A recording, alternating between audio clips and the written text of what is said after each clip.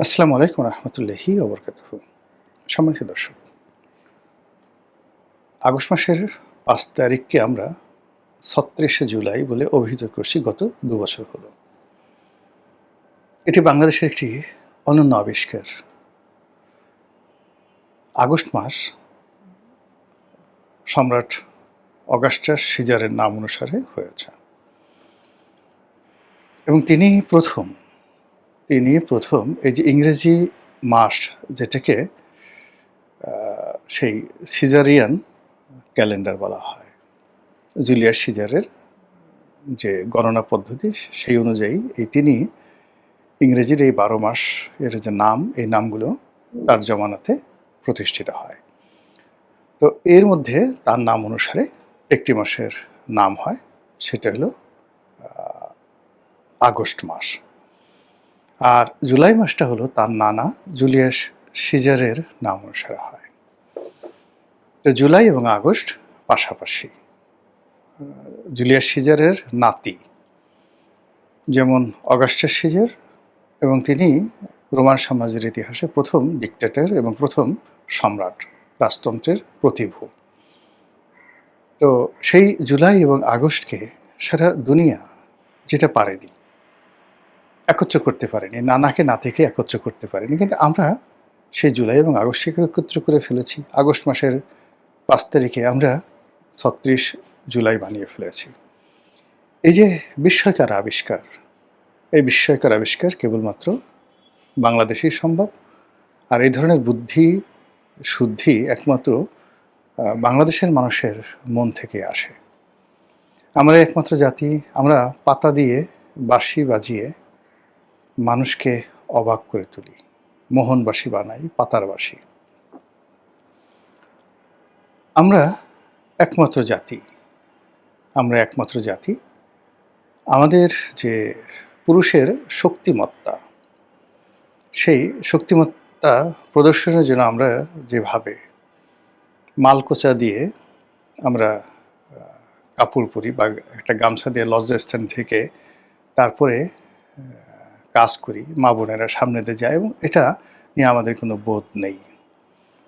এরকম অদ্ভুত অদ্ভুত জিনিসগুলো আছে। আমরা হয়তো ওইভাবে এরোপ্লেন আবিষ্কার করতে পারিনি, আমরা ফেসবুক আবিষ্কার করতে পারিনি, আমরা ইলন মাস্কের যে সকল এই যুগের তার যে সকল বিস্ময়কর আবিষ্কার রয়েছে সেগুলো আমরা করতে পারিনি।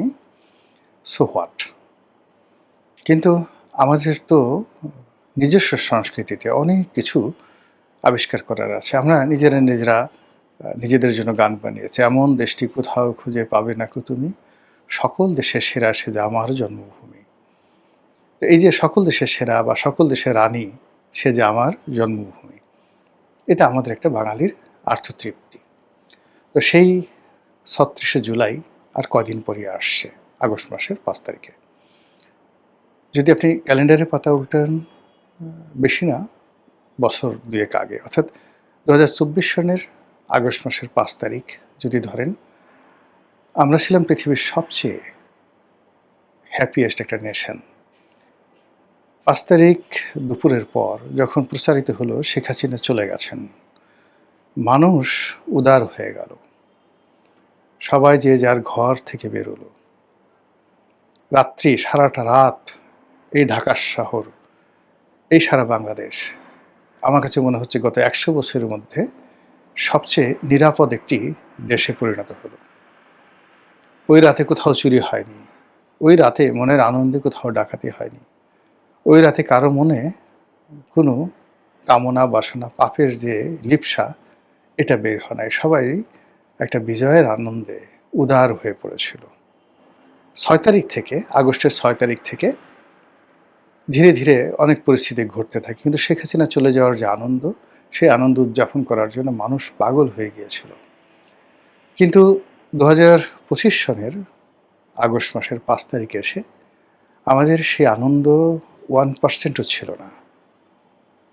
উল্টো আমাদের নানা রকম বিষাদ, বেদনা, কষ্ট, তারপরে যে সকল অপসংস্কৃতি, যে সকল সন্ত্রাসের নিত্য নতুন ধারা, আমরা দৃশ্যপটে দেখতে থাকি, যা কিনা আমাদেরকে রীতিমতো আতঙ্কিত করে তোলে। এরপর একটা বছর গেল। ২০২৫ সনের আগস্ট থেকে এই যে ২০২৬-এর আগস্ট পর্যন্ত। এ সময়ের মধ্যে সেই যমুনার পানি কয়েকবার উথাল-পাথাল হলো। আমরা কখনো আকাশে চলে গিয়েছি, কখনো পাতালে চলে গিয়েছি। কখনো ডক্টর মোহাম্মদ ইউনূসকে ৫০ বছরের জন্য ক্ষমতায় রেখে দিয়েছি, আবার কখনো তাকে মুহূর্তের মধ্যে দেশ ছাড়া করে ফেলেছি। আমরা জামাতকে ক্ষমতায় এনেছি, এনসিপিকে রাষ্ট্র গঠন করতে সেই তোড়-ধোড় করতে দেখেছি। আর কোন ফাঁকে হঠাৎ করে তারেক রহমান সাহেব দেশে এসে ভিনি ভিসির মতো তিনি রাষ্ট্র ক্ষমতায় বসে গেছেন। আর এই এত অল্প সময়ের মধ্যে, অর্থাৎ ২০২৬ সনের জানুয়ারি থেকে আজ পর্যন্ত, মানে সেলুলয়েডের পর্দায় যখন ১০০ বছরের কোনো কাহিনী ২ ঘন্টা বা ৩ ঘন্টার মধ্যে ধারণ করা হয়, কোনো একটা ঐতিহাসিক কাহিনী।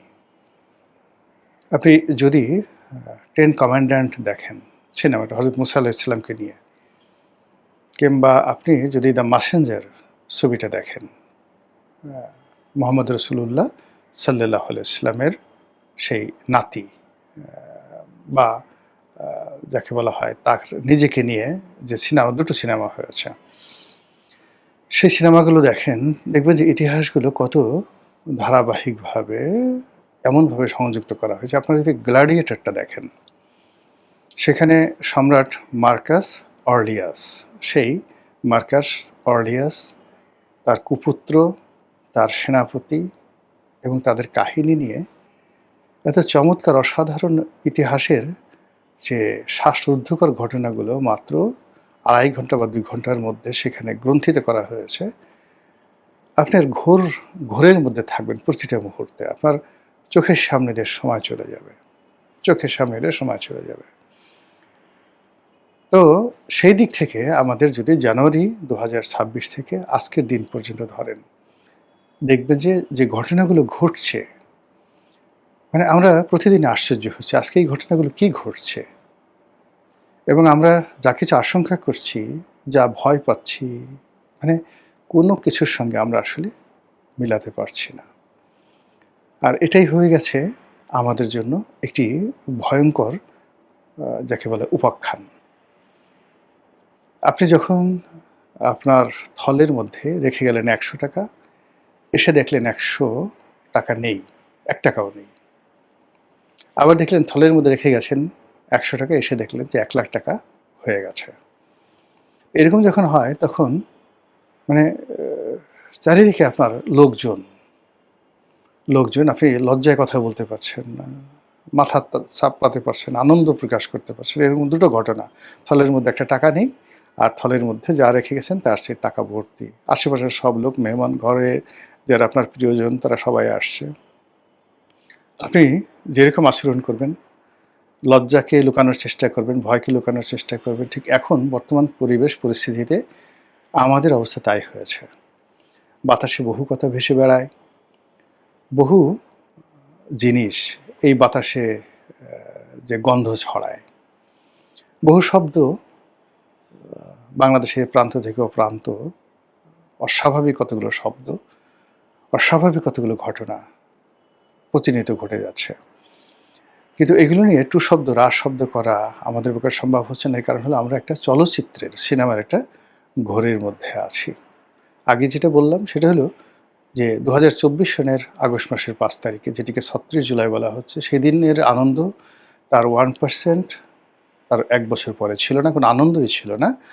অধিকন্ত এমন কতগুলো, সে মবের কথা বলেন, গালাগালির কথা বলেন, তারপরে নিত্য নতুন, মানে যাকে বলে কতগুলো বেয়াদবের উত্থান বলেন, অনেকগুলো অশ্লীল অশ্রাব্য গালাগালির কথা বলেন, তারপরে রাষ্ট্রীয় কর্মকাণ্ড থেকে শুরু করে যা কিছু আছে সেগুলো সব ইউটিউবারদের হাতে, ফেসবুকারদের হাতে, বট বাহিনীর হাতে, মানে পুরো ফেসবুক এবং ইউটিউব আসলে সরকার চালাচ্ছিল।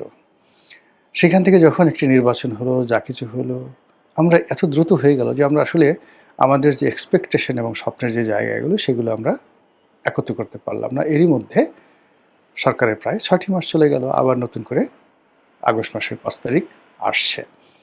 এর মধ্যে জুলাই মাস ধরে সারা দেশে মোটামুটি এটি কি সিস্টেমেটিক? এটি কি ঘটানো হচ্ছে না এমনিই ঘটছে? এটি কি আল্লাহর গজব নাকি মানুষের সৃষ্টি করা কোনো বিপর্যয়? প্রতিটি রাজনৈতিক দল তছনছ হয়ে যাচ্ছে অন্তর্দ্বন্দ্বে, কলহে, বিবাদে। প্রতিটি রাজনৈতিক দলের মধ্যে পারস্পরিক অবিশ্বাস, অর্থাৎ নিজেদের মধ্যে অবিশ্বাস এবং প্রতিপক্ষের প্রতি অবিশ্বাস। প্রতিটি রাজনৈতিক দলের মধ্যে অন্তর্কলহের পাশাপাশি তাদের মধ্যে জিঘাংসা, ক্রোধ, ক্ষোভ এমন আকার ধারণ করেছে যেটা শেখ হাসিনার জামানাতেও ছিল না। এখন বিএনপির যারা লোকজন রয়েছে তাদের একটা বিরাট অংশ বাটাম দিতে চাচ্ছে। প্রতিপক্ষ যারা আছে, আমি কারো নাম বললাম না, তাদেরকে বাটাম দিতে চাচ্ছে। বড় বড় বাঁশ দিয়ে সেই নলিগুলো আছে, হাত পায়ের নলিগুলো আছে, সেই নলির জায়গা মতো বাঁশ দিয়ে পিটাতে চাচ্ছে। এবং ইতিমধ্যে আপনি হবিগঞ্জে দেখেছেন যে সেখানে যে মারামারি হয়েছে, সেই মারামারি কাকে মেরেছে আমরা জানি না, কিন্তু পাঞ্জাবি পরা সাদা একজন মানুষ, লম্বা ছিল একজন মানুষ, তাকে তার হাতের কনুইয়ের উপরে বিশাল লম্বা বাঁশ দিয়ে যেভাবে একটা বাড়ি দেওয়া হয়েছে। তো সেই লোকটি, যেটা দেখলাম যে মারামারি ফেরানোর জন্য বা বীরত্ব দেখানোর জন্য যেভাবে সিনা উঁচু করে নেতাগিরি দেখাতে আসছিলেন, ঠিক যখনই তার সেই কনুইয়ের উপরে বাঁশের বাড়ি পড়লো, অমনি একটা ছোট বাচ্চা ছেলে যেভাবে চিৎকার করে ওঠে, ওরে মা গো, ওরে বাবা গো, গেলাম গো, মরে গেলাম গো, আমার হাড্ডি ফাটাই দিছে গো, ঠিক ওইরকমভাবে সে তার আঘাতপ্রাপ্ত জায়গাতে হাত রেখে তিনি উল্টো দৌড় দিচ্ছিলেন। আর যেই উল্টো দৌড় দিচ্ছিলেন, যে তাকে প্রথমে বাড়ি মেরেছিল উত্তেজিত হয়ে, কিন্তু তারপরে সে মুহূর্তের মধ্যে থেমে গিয়েছিল যে দ্বিতীয় বাড়িটা সে মারার জন্য সাহস পাচ্ছিল না। কিন্তু যেই নেতা ভয় পেয়ে গেলেন, নেতা যখন উল্টে দৌড় দিলেন, তখনই পেছন দিক থেকে শুরু হলো আবার বাঁশ ডলা, দেদার্স একটার পর একটা বাঁশ। সেই মায়ের দৃশ্য দেখে খুশি হয় নাই বাংলাদেশে এমন খুব কম লোক আছে। বেশিরভাগ মানুষ খুশি হয়েছে। সবাই এখন এমন মা শালাকে, ধর শালাকে, ডলা দে, আলহামদুলিল্লাহ, এটা আগেই দেওয়া উচিত ছিল, ইত্যাদি ইত্যাদি বিভিন্ন কথাবার্তা চলছে।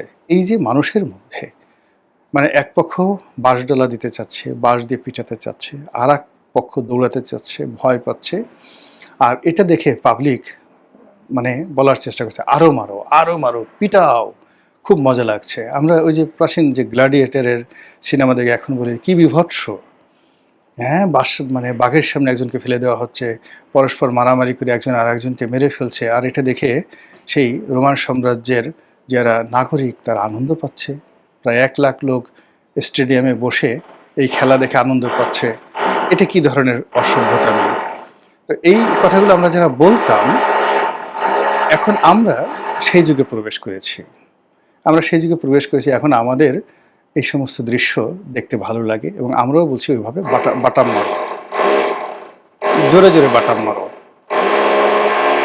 শুধু কি তাই, আমরা আমাদের যারা প্রতিপক্ষ, অপছন্দের মানুষ, তাদের একান্ত ব্যক্তিগত জীবন, তারপরে তাদের যেটা বলা হয় বেডরুমের দৃশ্য, তারপরে তাদের যে কর্মকাণ্ড, একান্ত ব্যক্তিগত কর্মকাণ্ড, এগুলো একেবারে জাস্ট পর্ণ সিনেমার মতো গিলে গিলে আমরা দেখছি আর সমালোচনা করছি, আরও দেখতে চাই, আরও দেখতে চাই, আর কার কার আছে, আর কত বেশি হতে পারে। এবং শুধুমাত্র ওর হবে না, আরও অশ্লীল বিষয়গুলো লাগবে। তো এই বিষয়গুলো যখন আমাদের মনের মধ্যে বাসা বাঁধে, ইট মিনস আমাদের যে মানবিক প্রতিহিংসা পরায়ণতা, আমাদের মধ্যে যে অমানবিক কর্মকাণ্ড, আমাদের মধ্যে যে জিঘাংসা, চরিতার্থ করার প্রবৃত্তি জেগেছে, এটি পুরো সমাজকে একটা, যদি বলি সিভিল ওয়ার, খুব ছোট বলা হবে। আমরা এটাকে আরও বাঙালি, মানে দুনিয়াতে কোথাও যে ঘটনাগুলো ঘটেনি, সেই ঘটনাগুলো আমাদের দেশে হয়তো আগামী দিনে ঘটতে যাচ্ছে যদি এই অবস্থা চলতে থাকে।